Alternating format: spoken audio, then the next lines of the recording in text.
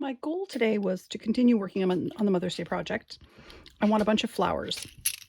And so I started with these. My next adventure was going to be modeling clay flowers, which it's a totally new technique to me. Really fun, really cool. And I didn't realize, though, that the stage where you have to put it in a craft oven wasn't really optional. And honestly, I didn't even know what a craft oven was. So I've learned a craft oven is just a low temp oven. So you can get a cheap toaster oven, which I've done. It's going to be delivered today. So in the meantime, I'm going to work on some hearts. I started out with this mold because this mold was sold out everywhere. And it makes these beautiful hearts, but they're a little bit chunky, and I'm having a hard time with a fire polish schedule because what comes out beautifully polished is actually the back. And what I want is that part to be fire polished. So I'm working on that schedule, but so far it's been a little bit challenging. So instead, today I'm going to work with this mold. In particular, what I'm going to do is hearts, which have designs embedded in them. This heart, I've discovered, you get a little bit of texture on the back, but it actually reads this way. So the beautiful fire polished part is up with this particular mold. And so this is the plan for today, to make these beautiful hearts with things embedded in them. And then I might just do a few scrap hearts. Those come out really nice too. So I started out this morning pounding tecta frit. And I have larger pieces. And then in my sifter, you'd have coarse, medium, fine. I throw the powder away. That tends to be the most contaminated. So the first step of these is to get a flat base in the center. So just take a piece of tecta, and you're going to put it in the center of the heart. You're going to make sure it lays flat. You don't want it wiggly. That's going to be too big. This is probably too small. And then once you've got the one in the center, you're going to put a piece of glass on either side because you want something to rest your flowers on. You want to have large enough pieces of scrap tecta so that when it melts, it's less inclined to form air bubbles, because that's one thing that really messes up these hearts, is having giant air bubbles in them. Actually, even little tiny air bubbles mess them up. So that's the first step. Get yourself a nice base.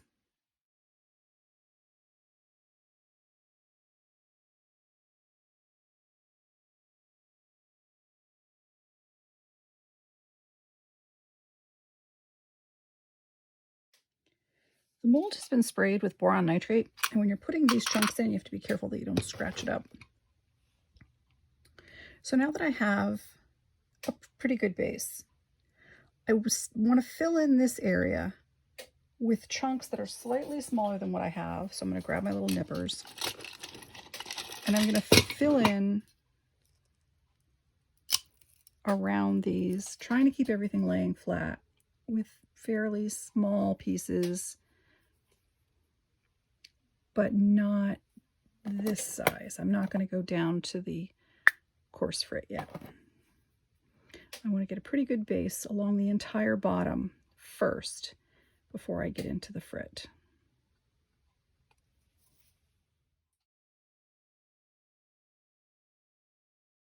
When you've got a pretty good layer, then you're going to come in with the coarse frit.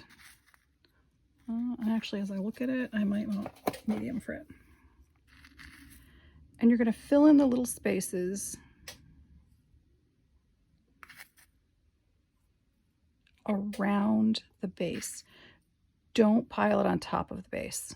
Your goal is to get a really flat surface to build your landscape. And so we want everything to be filled in around that nice flat base, but we don't want to cover it.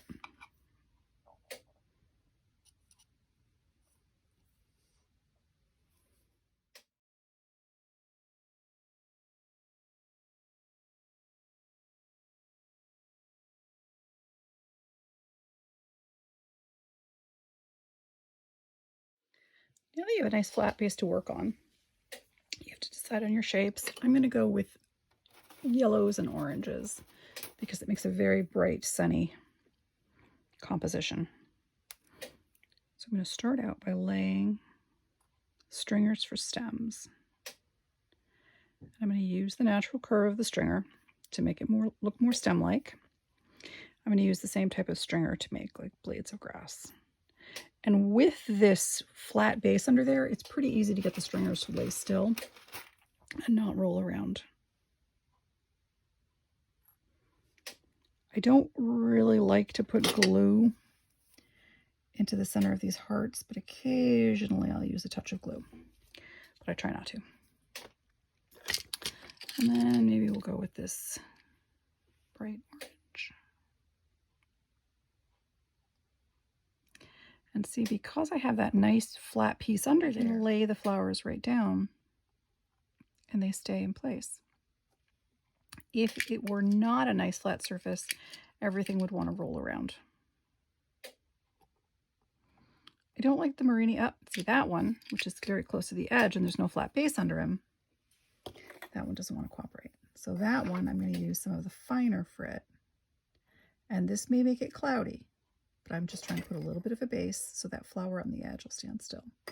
Although I may decide to turn that into a leaf instead of a flower stem.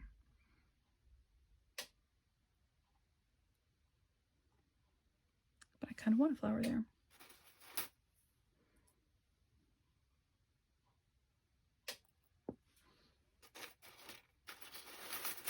And I have an entire bucket of these Vitagraph stringers that I bought from Tabitha's Glass Emporium.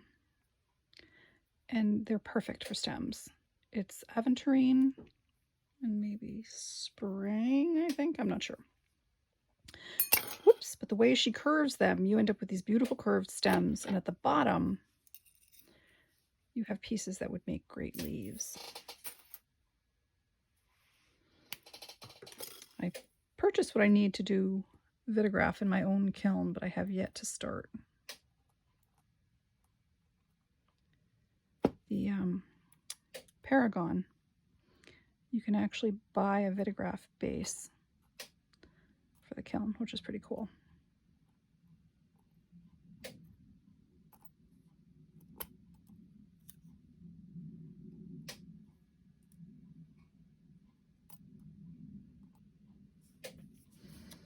Okay, once you have got your flowers in, then you're going to go back and add a little bit of that same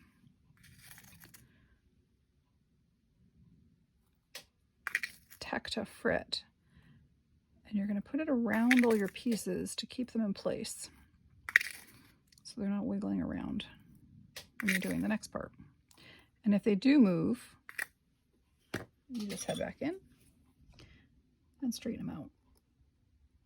Sorry for the bump. I need another leaf, so I'll dig in here and find another pretty leaf.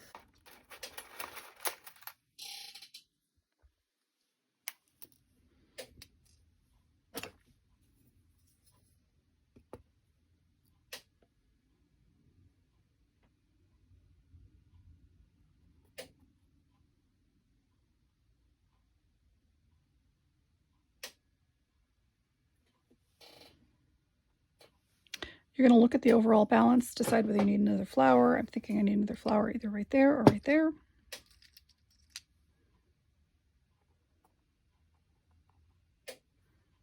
I might do both. Let's take a look.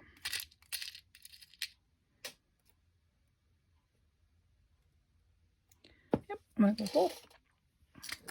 Continue to fill so that everything stays in place. And now at the base, I like to put a little bit of my Meadow Mix frit, just to make it look like it's set in a grassy base and not sort of floating in space. And this is just blues and greens. Sometimes I add pinks and yellows and reds. Just little extras that I have, I pound them into frit. Okay, so now I've got the basic layout. If I want to add a little bit of sky blue, I have some frit. It's called a denim mix. No, blue granite mix. Sparingly, light little sprinkle of this you can put in there. And that's just going to make a little bit of blue in the sky. You do not want too much, because when you're piling the frit like this, it tends to get very muddy and very dark. Another thing that you could do if you wanted a little bit of blue in the sky, light sky blue powder. It's transparent powder, and you're going to use this sparingly as well.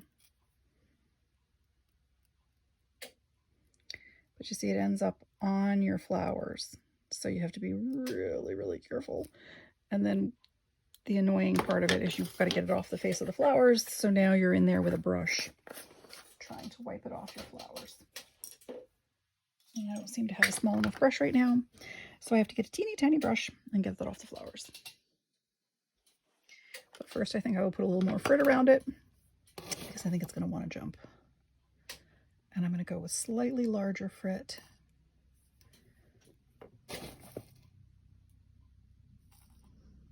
Because now I'm starting to fill things in, and I'm going to get fewer air bubbles if I go with larger frit. If I go with the tiny frit or powder, I end up with more air bubbles and bigger air bubbles.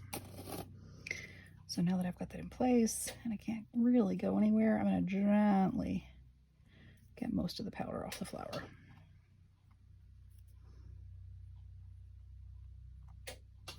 So while I do sometimes use the light sky blue transparent powder, I usually use just teeny pinches of the blue granite instead. It's a little bit easier.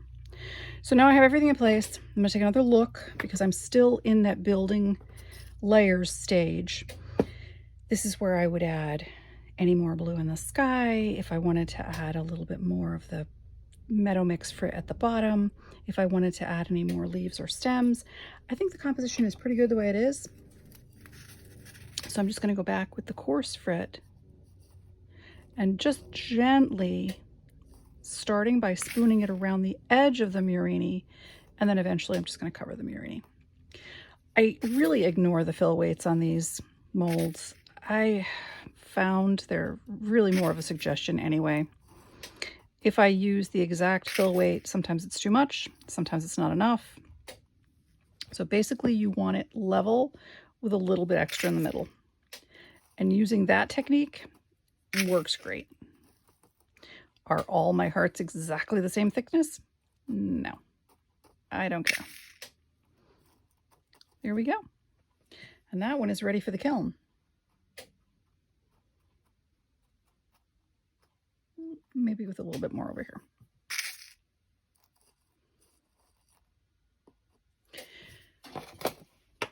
So I'm going to finish up all these hearts.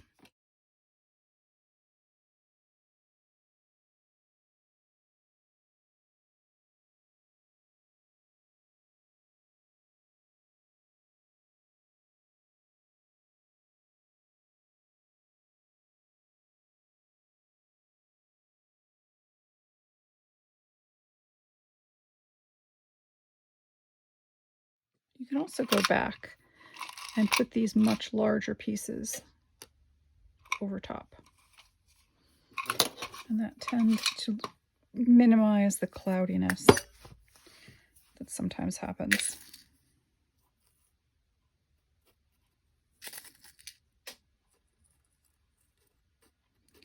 And you just make sure you've got enough. And another one ready for the kiln.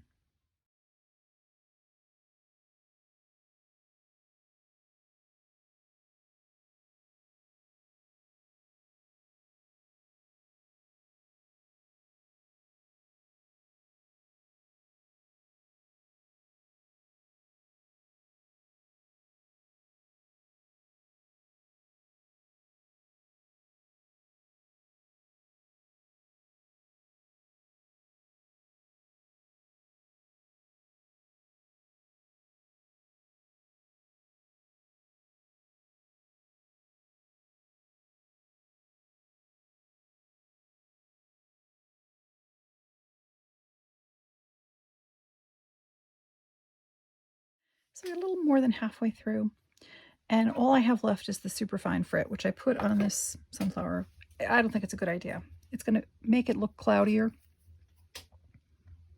So I need to break up more of the smaller size frit. Alrighty, I went outside, pounded up some more frit, ran it through my sifters. That's a little too coarse from what I'm doing, I think. So I've got these two that I need to fill with coarse frit and then put some tecta pieces on top, and one more to assemble.